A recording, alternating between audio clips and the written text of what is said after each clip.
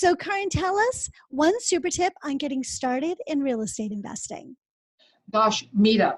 Look up the meetup groups and go to meetups and learn from other people. In meetup groups, you're going to meet people you can invest with. You're going to learn from other people. What are they doing? What mistakes have they made?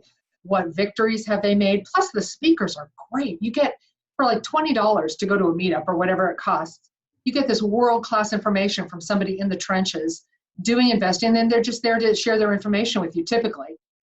So there's that. So that is one big tip, is learn from others, and meetup is a great way.